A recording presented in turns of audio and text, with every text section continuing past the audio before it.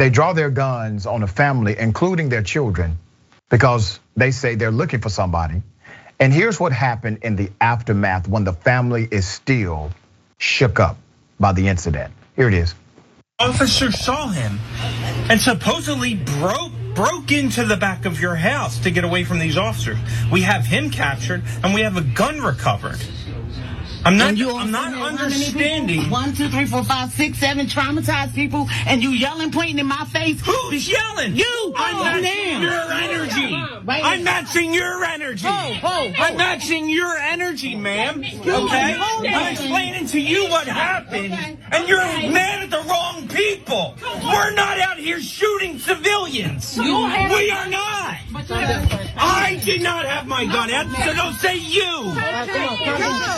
And I have a 1-year-old daughter in here that had a gun pointed towards her. And then, I had a 1-year-old daughter. you see with community and why we have the hesitation? Do you understand why we have the hesitation? Okay, I just need you to know. How would y'all feel get a whole nother team. Boy need a break. She's in the house doing nothing. This unidentified police officer with Philly is way out of line. So let me break down some variables that exist here. Number one, according to the cop, that family may have been a victim of another crime. Well, why would you talk to a victim or victims in that manner? Number two, obviously they were not criminals, but you pulled out guns on them and their children. You have to understand that they are obviously emotional about that extremely traumatic situation. Why would you then traumatize them a third time by being exactly who they know you to be typically, which is an out of control, angry white cop?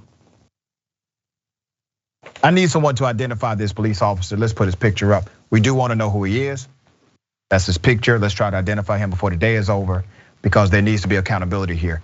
The footage begins with the officer claiming that a suspect with a gun had supposedly broken into the back of the woman's home. The woman tells the officer that 7 people at her home were traumatized by the police response before asking why he had yelled and pointed in her face. Now, what I want you to remember, we don't see the yelling that took place before the other yelling on the video. The reason why the recording started was because the officer was already out of control. And if you notice, it was his partner that had to calm him down and basically remove him from the situation. Who's yelling? The officer shouts in return. I'm matching your energy. The officer, who at that point is being held back by a fellow officer, can then be seen swiftly moving his face toward the woman while holding up his body camera. Obviously a sign of unnecessary aggression. The details of what exactly transpired before the video began remain unclear. In a statement to the Daily Dot, the Philadelphia Police Department said that it was aware of the video and that an internal affairs investigation is underway. All right, so we need to know who the officer is. Jackson, really uncalled for here, unnecessary. It looked as if he was about to attack this woman, and anyone would understand, any police officer in particular, anybody should understand, when you point guns at family and children, and you didn't mean to, they weren't the target of your arrest or anything else, you have to talk to them like they're victims now. You have victimized them and traumatized them. Yeah, well, his job is to de-escalate and to protect and serve.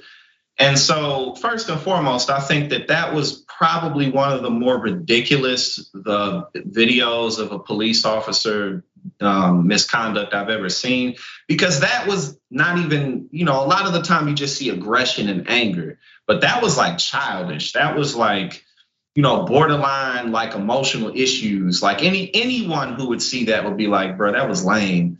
You know what I'm saying? Like, and two, like you're in front of a family who is a victim of a crime, and also, you're in front of women and you're a man. You know what I'm saying? And like you're yelling and screaming, and it's like I'm matching your energy, but it's like, bro, but you're a grown man.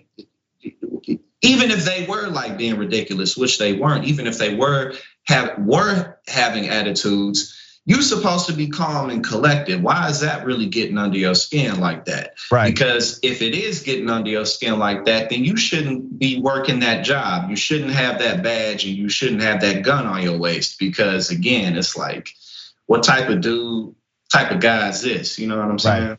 Everybody understands why they were emotional. And they weren't even as emotional as I think they should have been after that kind of drama coming to their home.